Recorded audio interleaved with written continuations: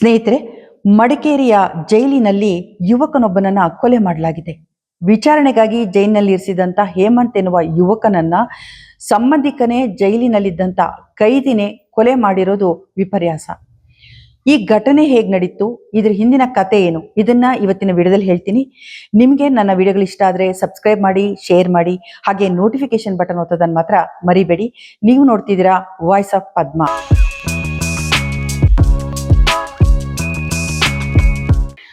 ನಮಸ್ಕಾರ, ನಾನು ಪದ್ಮಾ ಶಿವಮೊಗ್ಗ.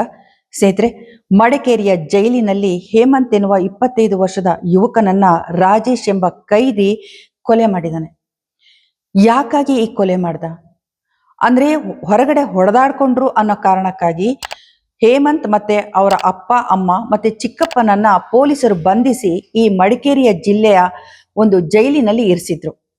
ಆದ್ರೆ ಅಲ್ಲಿ ಇದಕ್ ಮೊದಲೇ ಕೈದಿಯಾಗಿ ಶಿಕ್ಷೆಯನ್ನು ಅನುಭವಿಸ್ತಿದ್ದಂತ ರಾಜೇಶ್ ಎಂಬಾತ ಈ ಹೇಮಂತ್ಗೆ ಅಂದು ಚಾಕುವಿನಿಂದ ಇರಿದು ಕೊಲೆ ಮಾಡಿದ್ದಾನೆ. ಅದು ನಡೆದಿದ್ದು ಹೇಗೆ? ಜೈಲಿನಲ್ಲಿ ವಿಚಾರಣೆಗಾಗಿದ್ದಂತ ಹೇಮಂತ್ ಮತ್ತೆ ಅವರ ಅಪ್ಪ ಅಮ್ಮ ಬೆಳಗಿನ ಜಾವ ಅಂದ್ರೆ 7-7:15 ಸ್ನಾನಕ್ಕೆ ಅಂತ ಹೋಗ್ತಾರೆ. ಅಪ್ಪ ಅಮ್ಮ ತುಂಬಾ ರಶ್ ಇರುತ್ತೆ, ನಿಧಾನವಾಗಿ ಅವಕಾಶ ಸಿಗುತ್ತೆ ಅವ್ರಿಗೆ. ಸ್ನಾನ ಮುಗಿಸ್ಕೊಳ್ತಾರೆ.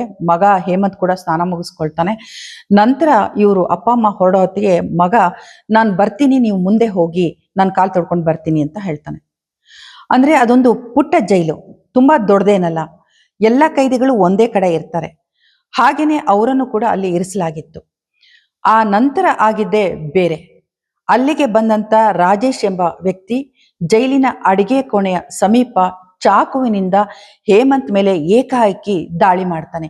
ಎದೆಗೆ, ಹೊಟ್ಟೆಗೆ, ಬೆನ್ನಿಗೆ ಚಾಕುವಿನಿಂದ ಮೇಲೆ ಮೇಲೆ ತಿವಿತಾನೆ. ತೀವ್ರವಾಗಿ ಗಾಯಗೊಂಡಂತ ಹೇಮಂತ್, ಈ ದಾಳಿ ಕೂಡ ಅವನಿಗೆ ಅನಿರೀಕ್ಷಿತವಾಗಿರುತ್ತೆ, ಕುಸಿದು ಬೀಳ್ತಾನೆ. ತಕ್ಷಣ ಪೊಲೀಸ್ ಆಫೀಸರ್ಸ್ ಯಾರಿರ್ತಾರೆ ಅವ್ರು ಬಂದು ಅವ್ರನ್ನ ನೋಡ್ತಾರೆ, ಬಿಡಿಸ್ತಾರೆ. ಕೊನೆಗೆ ಅವ್ರನ್ನ ಆಸ್ಪತ್ರೆಗೆ ದಾಖಲು ಮಾಡ್ತಾರೆ. ಚಿಕಿತ್ಸೆ ಫಲಕಾರಿಯಾಗದೆ ಹೇಮಂತ್ ಮೃತಪಡ್ತಾನೆ. ಇಲ್ಲಿ ರಾಜೇಶ್ ಹೇಮಂತ್ ಮೇಲೆ ಯಾಕೆ ಅಟ್ಯಾಕ್ ಮಾಡ್ದ, ಯಾಕಾಗಿ ಕೊಲೆ ಮಾಡ್ದ, ಇವರಿಬ್ಬರ ಮಧ್ಯೆ ಮೊದಲಿದ್ದಂತ ದ್ವೇಷ ಏನು? ಈ ದ್ವೇಷ ಇದ್ದಿದ್ದು, ವೈಷಮ್ಯ ಇದ್ದಿದ್ದು ಪೊಲೀಸರಿಗೆ ಗೊತ್ತಿರ್ಲಿಲ್ವಾ?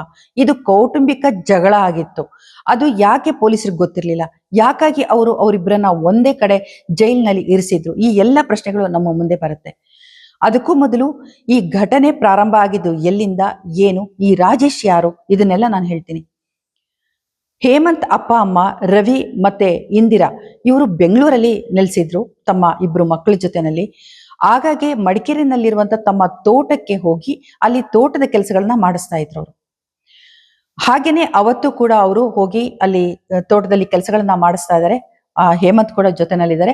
ಆ ಸಂದರ್ಭದಲ್ಲಿ ಅವರ ದೂರದ ಸಂಬಂಧಿ ಗಣೇಶ್ ಎಂಬಾತ ಅಲ್ಲಿಗೆ ಬಂದು ಜಾಗದ ವಿಚಾರಕ್ಕೆ, ತೋಟದ ವಿಚಾರಕ್ಕೆ ಜಗಳ ಆಡ್ತಾನೆ. ಇದು ಹಲವು ವರ್ಷಗಳಿಂದ ಅವ್ರ ಕುಟುಂಬಗಳ ಮಧ್ಯೆ ಜಾಗಕ್ಕಾಗಿ, ಜಮೀನಿಗಾಗಿ, ತೋಟದ ವಿಚಾರವಾಗಿ ಜಗಳ ಆಗ್ತಾನೆ ಇರುತ್ತೆ. ಅದೇ ರೀತಿ ಅವತ್ತು ಕೂಡ ಅವನಾಗೆ ಬಂದು ಕಾಲ್ ಕೆರ್ಕೊಂಡು ಜಗಳ ಆಡ್ದ ಅಂತ ಈ ಹೇಮಂತ್ ಮನೆಯಲ್ಲಿ ಅವರು ಹೇಳ್ತಾ ಇದ್ದಾರೆ. ಜಗಳ ಆದಾಗ ಇಬ್ಬರ ನಡುವೆ ಹೊಡೆದಾಟ ಆಗುತ್ತೆ. ಕೊನೆಗೆ ಗಣೇಶ್ ಎಂಬಾತ ಇಂದಿರಾ ಅವರ ಹೊಟ್ಟೆಗೆ ಒದ್ದು ಅಲ್ಲಿಂದ ಓಡೋಗ್ತಾನೆ. ಓಡೋದವನು ಸುಮ್ಮನಾಗೋದಿಲ್ಲ, ಪೊಲೀಸರಿಗೆ ಕಾಲ್ ಮಾಡ್ತಾನೆ. ಪೊಲೀಸರನ್ನ ಕರ್ಕೊಂಡು ಅಲ್ಲಿಗೆ ಬರ್ತಾನೆ. ಅವನು ಇವ್ರ ಮೇಲೆ ಆರೋಪ ಮಾಡ್ದ ಅಂತ ಹೇಳಲಾಗಿದೆ. ಅಂದ್ರೆ ನನ್ನನ್ನ ಹೊಡೆದ್ರು ಅಂತ ಹೇಳ್ತಾನೆ. ಈ ಪೊಲೀಸ್ ಎದುರುಗಡೆನೆ ಇಂದಿರಾ ಅವರ ಗಂಡ ರವಿ ಏನ್ ಮಾಡ್ತಾರೆ ಅಂದ್ರೆ 1-2 ಏಟನ್ನ ರಾಜೇಶ್ಗೆ ಹೊಡಿತಾರೆ. ಇದರಿಂದ ಏನಾಗುತ್ತೆ ಅಂದ್ರೆ ಪೊಲೀಸರು ತಕ್ಷಣ ರವಿ ಮತ್ತು ಇಂದಿರಾ, ಹೇಮಂತ್ ಮತ್ತು ಅವರ ಚಿಕ್ಕಪ್ಪ 4 ಬಂಧಿಸ್ತಾರೆ. ವಿಚಾರಣೆಗಾಗಿ ಜೈಲಿನಲ್ಲಿ ತಗೊಂಡೋಗಿ ಇಡ್ತಾರೆ. ಆ ಜೈಲಿನಲ್ಲಿ ಇದ್ದಂತ ರಾಜೇಶ್ ಹೇಮಂತ್ ಮೇಲೆ ಅಟ್ಯಾಕ್ ಮಾಡಿ ಕೊಲೆ ಮಾಡಿರೋದು. ರಾಜೇಶ್ ಯಾಕೆ ಹೇಮಂತ್ಗೆ ಕೊಲೆ ಮಾಡ್ಬೇಕು ಅಂದ್ರೆ, ಈ ರಾಜೇಶ್ ಇನ್ಯಾರೂ ಅಲ್ಲ, ಗಣೇಶನ ಅಣ್ಣ.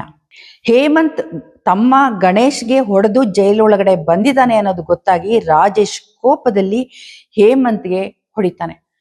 ಯಾಕಂದ್ರೆ ಈ ದ್ವೇಷ ಅನ್ನೋದು ಮೊದಲಿನಿಂದ ಅವ್ರ ಮಧ್ಯೆ ಇರುತ್ತೆ. ಅವಕಾಶ ಸಿಕ್ಕ ತಕ್ಷಣನೇ ಆ ಕೋಪದಲ್ಲಿ ರಾಜೇಶ್ ಹೇಮಂತ್ಗೆ ಚುಚ್ಚಿ ಇಟ್ಬಿಡ್ತಾನೆ.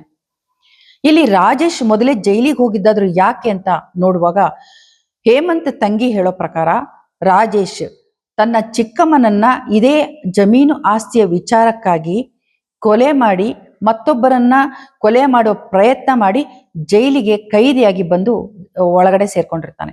ಹೇಮಂತ್ ತಂಗಿ ಹೇಳೋ ಪ್ರಕಾರ ರಾಜೇಶ್ ಕೆಲವು ವರ್ಷಗಳ ಹಿಂದೆ ತನ್ನ ಸ್ವಂತ ಚಿಕ್ಕಮ್ಮನನ್ನ ಆಸ್ತಿ ವಿಚಾರಕ್ಕಾಗಿ ಕೊಲೆ ಮಾಡಿ ಇನ್ನೊಂದು ಕೊಲೆ ಪ್ರಯತ್ನವನ್ನ ಮಾಡಿ ಪರಾರಿಯಾಗಿರ್ತಾನೆ. 2 ವರ್ಷಗಳ ಕಾಲ ತಲೆಮರೆಸ್ಕೊಂಡಿರ್ತಾನೆ. ಅದಾದ್ಮೇಲೆ ಅವನು ಪೊಲೀಸರು ಅರೆಸ್ಟ್ ಮಾಡ್ತಾರ ಅವನನ್ನ. ಕಳೆದ 2 ವರ್ಷಗಳಿಂದ ಅಂದ್ರೆ 2024ರಿಂದ ಅವನು ಜೈಲಿನಲ್ಲಿ ಕೈದಿಯಾಗಿ ಇರ್ತಾನೆ. ಕೊಡಗಿನ ಜೈಲಿನಲ್ಲೇ ಇರ್ತಾನವನು. ಹಾಗೆ ಇದ್ದಂತ ವ್ಯಕ್ತಿಯವನು ಅವನ ತಮ್ಮ ಈ ಜಗಳವನ್ನ ಹಾಗೆ ಮುಂದುವರಿಸಿರ್ತಾನೆ. ಅವರ ಮಧ್ಯೆ ಆ ಜಗಳ ಹೊಡೆದಾಟ ಮುಂದುವರೆದಿರುತ್ತೆ. ಈ ಕಾರಣಕ್ಕಾಗಿನೇ ರಾಜೇಶ್ ಹೇಮಂತ್ ಜೈಲೊಳಗಡೆ ಬರ್ತಿದ್ದ ಹಾಗೇನೆ ಅವನನ್ನು ಮುಗಿಸ್ಬೇಕು ಅಂತ ನಿರ್ಧಾರ ಮಾಡ್ತಾನೆ. ಹಾಗೆ ಅಟ್ಯಾಕ್ ಮಾಡ್ತಾನೆ, ಕೊಲೆ ಮಾಡ್ತಾನೆ. ಇಲ್ಲಿ ಈಗ ಅಮಾಯಕನಾಗಿದ್ದಂತ ಒಬ್ಬ ಹುಡುಗ 25 ವರ್ಷದ ಯುವಕ ಹೇಮಂತ್ ಜೀವವನ್ನೇ ಕಳ್ಕೊಂಡಿದ್ದಾನೆ. ತಪ್ಪು ಏನೇ ಇರ್ಬೋದು, ಆದ್ರೆ ಜೀವ ತೆಗೆಯೋ ಹಕ್ಕು ಯಾರಿಗೂ ಇರೋದಿಲ್ಲ. ರಾಜೇಶ್ ಈಗಾಗಲೇ ಒಂದು ಕೊಲೆ ಮಾಡಿ ನನ್ಗೆ ಹೇಗೂ ಶಿಕ್ಷೆ ಆಗಿದೆ, ಇನ್ನೊಂದು ಕೊಲೆ ಮಾಡಿದ್ರೂ ಪರವಾಗಿಲ್ಲ ಅಂತ ಈ ತೀರ್ಮಾನಕ್ಕೆ ಬಂದ್ಬಿಟ್ನಾ ಅನ್ನೋ ಅನುಮಾನ ಕೂಡ ಇಲ್ಲಿ ಬರುತ್ತೆ. ಆದ್ರೆ ಈ ಎರಡೂ ಕುಟುಂಬಗಳ ಮಧ್ಯೆ ಇದ್ದಂತ ವೈಷಮ್ಯ ಪೊಲೀಸರಿಗೆ ಗೊತ್ತಿರ್ಲಿಲ್ವಾ? ಗೊತ್ತಿದ್ದು ಕೂಡ ಒಂದೇ ಕಡೆ ಅವರನ್ನ ಯಾಕೆ ಕೈದಿಯಾಗಿ ಇಟ್ರು? ರಾಜೇಶ್ಗೆ ಚೂರಿ ಹಾಕೋದಿಕ್ಕೆ ಚಾಕು ಸಿಕ್ಕಿದ್ದಾದ್ರೂ ಎಲ್ಲಿ? ಅಂದ್ರೆ ಅಡಿಗೆ ಮನೆ ಸಮೀಪ ಈ ಘಟನೆ ನಡೆದಿರೋದ್ರಿಂದ ಬಹುಶಃ ಅಡಿಗೆ ಮನೆಯಲ್ಲಿ ಅವನು ಆ ಚಾಕುವನ್ನ ತಗೊಂಡ್ ಬಂದಿರ್ಬೋದು ಅಂತ ಹೇಳಲಾಗ್ತಿದೆ. ಆದ್ರೆ ಇಷ್ಟೆಲ್ಲ ನಡೆಯುವಾಗ ಪೊಲೀಸರು ಎಲ್ಲಿದ್ರು? ಯಾಕೆ ಅವರನ್ನ ಬಿಡಿಸ್ಲಿಲ್ಲ? ಹೇಮಂತ್ನ ಯಾಕೆ ರಕ್ಷಣೆ ಕೊಡ್ಲಿಲ್ಲ? ಜೈಲ್ನಲ್ಲೇ ಕೈದಿಗಳಿಗೆ ರಕ್ಷಣೆ ಇಲ್ಲ ಅಂತಂದ್ರೆ ಪೊಲೀಸರು ತಮ್ಮ ಕರ್ತವ್ಯದಲ್ಲಿ ವಿಫಲರಾದ್ರ ಅನ್ನೋಂತ ಅನುಮಾನ ಕೂಡ ಇಲ್ಲಿ ಬರುತ್ತೆ. ಈಗಾಗಲೇ ಅಲ್ಲಿ ಪೊಲೀಸರು ಬಂದು ತನಿಖೆನ ನಡೆಸ್ತಿದ್ದಾರೆ. ಈ ಪ್ರಕರಣದ ಬಗ್ಗೆ ಹೇಮಂತ್ ಸಹೋದರಿ ಹೇಳುವ ಮಾತುಗಳನ್ನ ನೀವೇ ಕೇಳಿ. Tuesday to past week Tuesday afternoon ಒಂದು 2 ಗಂಟೆಗೆ ಇವರು ತೋಟದಲ್ಲಿ ಅಪ್ಪ ಅಮ್ಮ ಎಲ್ಲ ನಾರ್ಮಲಾಗಿ ಕೆಲಸ ಮಾಡ್ತಿದ್ರು. ಪಾಸ್ಟ್ 5 ಡೇಸು ಬರ್ತಾ ಹೋಗ್ತಾ ಇದ್ರು. ಅವತ್ತು ಅಂತಲ್ಲ, ಯಾವತ್ತೂ ಇಲ್ಲದವನು ಅವತ್ತು ಗಣೇಶ ಬಂದ್ಬಿಟ್ಟು ಅವನೇ ಬೇಕು ಅಂತ ಟ್ರಿಗರ್ ಮಾಡಿ ಮಾತಾಡಿ, ಇದು ನನ್ನ ಆಸ್ತಿ, ಇದಕ್ಕೆ ಯಾರೂ ಬರಬಾರ್ದು, ಆ ಥರ ಎಲ್ಲ ಮಾತಾಡ್ದ. ಅಪ್ಪ ನಾರ್ಮಲಾಗೆ ಮಾತಾಡಿದ್ದಾರೆ, ನಿಂದು RTCಲಿ ಯಾವುದೇ ರೀತಿ ನಿನ್ನ ಡಾಕ್ಯುಮೆಂಟ್ಸ್ ಇದ್ದರೆ ತಗೋ ಬಾ, ಕೋರ್ಟಿಂದ ಮುಖಾಂತರ ಬಾ, ಇಲ್ಲಾಂದರೆ ನಿನಗೂ ಇದಕ್ಕೂ ಹಕ್ಕಿಲ್ಲ ಅಂತ ಹೇಳಿದ್ದಾರೆ. ಬಟ್ ಇವನು ಅದನ್ನ ರೂಢಾಗಿ ಕೆಟ್ಟ ಆತಲೆಲ್ಲ ಬೈದ್ಬಿಟ್ಟು ಅಮ್ಮನಿಗೆ ಹೊಟ್ಟೆಗೆಲ್ಲ ಒದ್ಬಿಟ್ಟು ಇವನು ಓಡೋಗ್ಬಿಟ್ಟು ಬರ್ತಾ ತೋಟಕ್ಕೆ ಓಡುವಾಗ ಶರ್ಟ್ ಎಲ್ಲ ಹರಿದು ಮಾರ್ಕೆಲ್ಲ ಮಾಡ್ಕೊಂಡ್ಬಿಟ್ಟು 112ಗೆಲ್ಲ ಕಾಲ್ ಮಾಡಿಬಿಟ್ಟು ಈ ರೀತಿ ನನಗೆ ಈ ರೀತಿ ಎಲ್ಲ ಪ್ರಾಬ್ಲಮ್ ಆಗ್ತಿದೆ, ಇದಕ್ಕೆಲ್ಲ ಇವ್ರನ್ನೇ ಕಾರಣ ಅಂತ ಹೇಳ್ಬಿಟ್ಟು ಬಂದಿದ್ದಾನೆ. ಪೊಲೀಸವ್ರು ಬರುವಾಗ ಅಮ್ಮನಿ ಹಿಂಗೆ ಒದ್ರಲ್ಲ ಅನ್ನೋದು ಇದಕ್ಕೆ ಬೇಜಾರಿಗೆ ಪೊಲೀಸವ್ರ ಮುಂದೆ ರೇಟ್ ಹೊಡೆದಿದ್ದಾರೆ ಅಪ್ಪ. ಬಟ್ ಯಾವುದೇ ರೀತಿ ಅವನಿಗೆ ಇಂಜುರಿ ಆಗಿಲ್ಲ, ಏನೂ ಆಗಿಲ್ಲ. ಆದರೆ ಹಂಗೆ ಅವ್ರನ್ನ ಸ್ಟೇಷನ್ಗೆ ಕರ್ಕೊಂಡು ಹೋಗಿದ್ದಾರೆ. ಸಡನ್ ಆಗಿ ಏನು ಇನ್ಫಾರ್ಮೇಶನ್ ಏನು ಕೇಳಿರಲ್ಲ. ಆ ಟೈಮಲ್ಲಿ CI ಬಂದಿರ್ತಾರೆ, CI ಶಿವರುದ್ರಪ್ಪ ಅವ್ರು ಬಂದ್ಬಿಟ್ಟು ಇವ್ರದ್ದೇ ಎಲ್ಲ ತಪ್ಪಿರುತ್ತೆ, ಇಂಥ ಬೋಳಿ ಮಕ್ಳನ್ನೆಲ್ಲ ಬೂಟಲ್ಲಿ ತಗೊಂಡು ಓದಿಬೇಕು, ಇವರೇ ಕಲ್ಪ್ರಿಟ್ ಅನ್ಕೊಂಡ್ಬಿಟ್ಟು ಅವ್ರದ್ದು ಏನೇ ರೀತಿ ನಮ್ಮ ಅಪ್ಪ ಅಮ್ಮಂದು ಏನು ಇನ್ಫಾರ್ಮೇಶನ್ ಕೇಳ್ದೇನೆ ಅವರೆಲ್ಲರನ್ನು ಅಮ್ಮ ಅಂಕಲ್ ಅಣ್ಣ ಇಷ್ಟು 4 ಜನನು 307 ಸೆಕ್ಷನ್ ಹಾಕ್ಬಿಟ್ಟು ಜೈಲಿಗೆ ಕಳಿಸ್ತಾರೆ ಸರ್. ಅಲ್ಲಿ ಕಳ್ಸೆಲ್ಲ ಆದಮೇಲೆ next day Monday morning correct 7 o'clockಗೆ ನಾರ್ಮಲ್ ಆಗಿ ಇವರೆಲ್ಲ ಫ್ರೆಶ್ ಅಪ್ ಆಗೋಕ್ಕೆ ಅಂತ ಹೋಗ್ತಾ ಇರುವಾಗ ಫುಲ್ ಅರ್ಜೆಂಟ್ ಇತ್ತಂತೆ, ಅಲ್ಲಿ ಫುಲ್ ರಶ್ ಇತ್ತಂತೆ. ಆ ಟೈಮಲ್ಲಿ ಟ್ಯಾಪ್ವರೆಗೂ ಒಂದು 5 ನಿಮಿಷ ವೆಯ್ಟ್ ಮಾಡಬೇಕಾಗಿತ್ತಂತೆ. ಅಷ್ಟೊತ್ತಿಗೆ ಅಪ್ಪ ಅಮ್ಮಂದೆಲ್ಲರದ್ದು ಅಪ್ಪ ಅಣ್ಣಂದು ಈ ಫ್ರೆಶ್ ಅಪ್ ಎಲ್ಲ ಆಯ್ತಂತೆ. ಇನ್ನೇನು ಅವ್ನು ಕಾಲಿಗೆ ಸ್ವಲ್ಪ ಮಣ್ಣಾದಂಗೆ ಆಯ್ತಂತೆ. ನೀವು ಹೋಗಿ ಮುಂದೆ ನಾನು ಅಷ್ಟೊತ್ತಿಗೆ ಕಾಲು ತೊಳ್ಕೊಂಬರ್ತೀನಿ ಅಂತ ಹೇಳ್ಬಿಟ್ಟು ಬರೀ 2 secondsಗೆ ಅವನು ಆಲ್ಮೋಸ್ಟ್ 18 times ಅವನು ಚುಚ್ಚಿದ್ದಾನೆ ಸರ್. ಅವನು ಆಲ್ರೆಡಿ ಫಸ್ಟೇ ರಾಜೇಶ್ ಅಂಬೋನ್ ಯಾರು ಅಂದರೆ ನಮ್ಮ ಪ್ರಾಪರ್ಟಿ ವಿಚಾರಕ್ಕೆ ನಮ್ಮ ಚಿಕ್ಕಜ್ಜಿನ ಮರ್ಡರ್ ಮಾಡಿ ಇನ್ನೊಂದು ಆಫ್ ಮರ್ಡರ್ ಮಾಡಿ ಹೋಗಿ ಜೈಲಿಗೆ ಸೇರ್ಕೊಂಡಿದ್ದವನು ಅವನು. ಈಗ ಕಾರಾಗೃಹದ IDGP ಆಗಿ ಅಲೋಕ್ ಕುಮಾರ್ ಅವರಿದ್ದಾರೆ, ಹಾಗೆ ಇನ್ನೊಬ್ರು IGP ಕೂಡ ಇದ್ದಾರೆ. ಇವರು ಈಗಾಗಲೇ ತನಿಖೆನ ಪ್ರಾರಂಭ ಮಾಡಿದ್ದಾರೆ. ಇಲ್ಲಿ ನಡೆದಂತ ಘಟನೆ ಹೇಗಾಯ್ತು, ಯಾಕಾಯ್ತು ಅನ್ನೋದನ್ನ ಪರಿಶೀಲಿಸ್ತಿದ್ದಾರೆ. CCTV ಫುಟೇಜ್ ಅನ್ನು ಕೂಡ ಪರಿಶೀಲನೆ ಮಾಡ್ತಾ ಇದ್ದಾರೆ. ಆದ್ರೆ ಈ ಕಾರಾಗೃಹದಲ್ಲಿ ಸಿಬ್ಬಂದಿಯ ಕೊರತೆ ಕೂಡ ಇದೆ ಅನ್ನೋದು ಇವರು ಹೇಳ್ತಿರುವಂತ ಒಂದು ಮಾತು. ಇದಕ್ಕಾಗಿ ಈಗಾಗಲೇ ಸರ್ಕಾರಕ್ಕೆ ಪ್ರಸ್ತಾವನೆಯನ್ನ ಸಲ್ಲಿಸಿದೀವಿ ಅಂತ ಕೂಡ ಇವರು ಹೇಳ್ತಾ ಇದ್ದಾರೆ. ಅದೇನೇ ಇರಲಿ, ಒಂದು ವಿಚಾರಣೆಗಾಗಿ ಕರ್ಕೊಂಡು ಬಂದಂತ ಒಬ್ಬ ಹುಡುಗ ಅನ್ಯಾಯವಾಗಿ ತನ್ನ ಪ್ರಾಣವನ್ನ ಕಳ್ಕೊಳ್ತಾನೆ ಅಂದ್ರೆ ಅದು ದುರಂತವೇ ಸರಿ. ತನ್ನ ಅಪ್ಪ ಅಮ್ಮ ಕೂಡ ಜೈಲಲ್ಲೇ ಇದ್ದಾರೆ.